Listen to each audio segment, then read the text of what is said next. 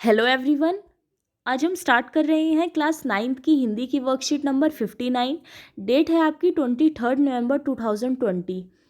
आज की जो आपकी वर्कशीट है वो पुनरावृत्ति है, जो कि आपके हिंदी के चैप्टर सेकंड लहासा की ओर से जो आपका चैप्टर है वहाँ से ली गई है, जिसमें जो लेखक होते हैं हमारे वो अपने तिब्बत की जब वो यात्रा करते हैं तो उसके बारे में लिखते हैं।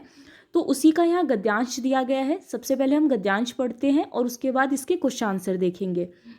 वह नेपाल से तिब्बत जाने का मुख्य रास्ता है। फरीकल्ला कली पोड़ का रास्ता जब नहीं खुला था तो नेपाल ही नहीं, हिंदुस्तान की भी चीज़ें इसी रास्ते तिब्बत जाया करती थी। तो लेखक अपने वृत्तांत में बताते हैं कि कैसे सिर्फ नेपाल की ही नहीं, हिंदुस्तान की भी जो चीज़ें होती थी वो तिब्बत के रास्ते ही जाया करती थी। व्यापार की जो चीज़ें होती थी, यह व्यापारिक ही नहीं सैनिक रास्ता भी था। वो कहते हैं कि ये जो रास्ता था वो सिर्फ व्यापारिक ही नहीं सैनिक भी था, इसीलिए जगह जगह फौजी चौकियां और किले बने हुए थे। वो इस रास्ते को सैनिक रास्ता इसलिए कहते हैं क्योंकि वो देखते हैं कि जगह जगह पर फौजी की चौकियां बनी होती हैं, किले बने होते हैं, जिसमें कभी चीनी पलटन रहा करती थी। आजकल बहुत से फौजी मकान गिर चुके हैं। दुर्ग के किसी भाग में जहां किसानों ने अपना बसेरा बना लिया है, वहाँ घर कुछ आबाद दिखाई पड़ते हैं। तो वो अपने यात्रा वृतांत को ही बताते हैं कि बहुत से जो फौजी मकान हैं वो गिर चुके हैं।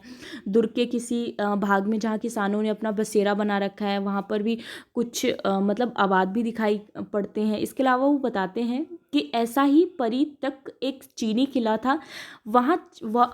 हम वहाँ चाय पीने के लिए ठहरे। तिब्बत में यात्रियों के लिए बहुत सी तकलीफ़ें भी थी और बहुत कुछ आराम की बातें भी थी।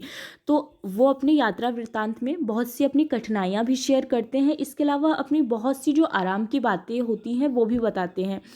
वहाँ जाति पाति छुआछूत का सवाल ही नहीं है और ना ही औरतें पर्दा ही करती हैं। तो वो तिब्बत की विशेषता बताते हुए कहते हैं कि तिब्बत में ना जाति पाति का कोई भेदभाव था, ना वहाँ पर छुआछूत की प्रथा थी। इसके अलावा वहाँ की जो औरतें थी वो भी पर्दा नहीं करा करती थी। बहुत निम्न श्रेणी के भिखमंगों को लोग चोरी के डर से घर के भीतर नहीं आने देते, नहीं तो आप बिल्कुल घर के भीतर चले जा सकते हैं। इसके अलावा लेखक बताते हैं कि बहुत ज़्यादा जो भिखमंगे दिखते थे निम्न श्रेणी के लोग, उन लोगों को बस चोरी के डर से घर के अंदर नहीं जाने दिया जाता था। अदरवाइज कोई भी घर के अंदर जा सकता था, अपना सामान दे सकता था। इसके अलावा अगर वो कुछ बनवाना चाहे वहाँ की घर की औरतों से या किसी से भी तो वो बनवा सकता था अपने खाने पीने के लिए चीज़ें। ये सारी चीज़ें हमने चैप्टर में देखी हुई है। ठीक है, अब एक एक करके इसके क्वेश्चन आंसर देखते हैं। फर्स्ट क्वेश्चन है आपका, लेखक कहाँ की यात्रा के लिए निकला? तो लेखक लहासा जो कि तिब्बत में है वहाँ की यात्रा के लिए निकले थे। सेकंड क्वेश्चन है आपका, यह रास्ता व्यापारिक ही नहीं सैनिक रास्ता भी था, यह कैसे पता लगता है? तो रास्ते में जगह जगह फौजी चौकियां और किले बने हुए थे, जिससे पता चलता है कि यह रास्ता व्यापारिक ही नहीं सैनिक रास्ता भी था। ठीक है, तो जगह जगह पर लेखक को फौजी चौकियां मिलती हैं, किले मिलते हैं, जिससे उसको पता लगता है कि ये रास्ता सिर्फ ही व्यापार के उद्देश्य से ही नहीं रहा होगा, बल्कि ये सैनिक रास्ता भी था।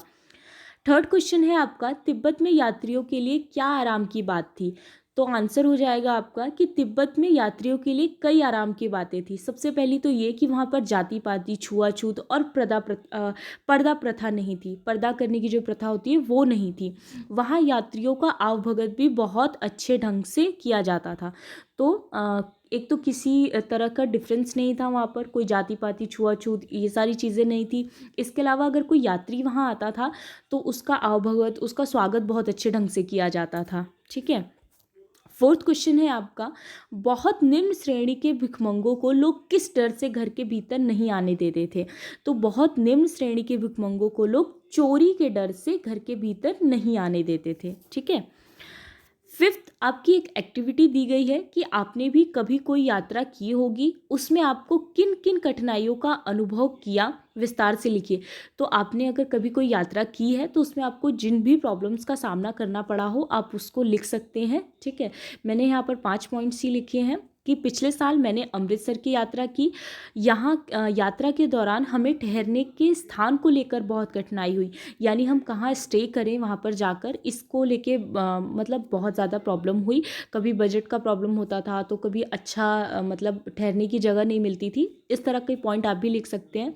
हमें तेज़ धूप में चलना पड़ा था, अमृतसर में कुछ इलाके बहुत ख़तरनाक जैसे भी थे जिसमें मुझे डर लग रहा था, ठीक है। तो बहुत से ऐसे इलाके भी थे जो देखने में बहुत डरावने टाइप के थे। वहाँ की संकरी गलियों में रास्ता भटकने की वजह से मैं अपने साथियों से बिछड़ गई या बिछड़ गया, ठीक है। तो आप अपनी मर्जी से भी कुछ पॉइंट ऐड कर सकते हैं। ओके।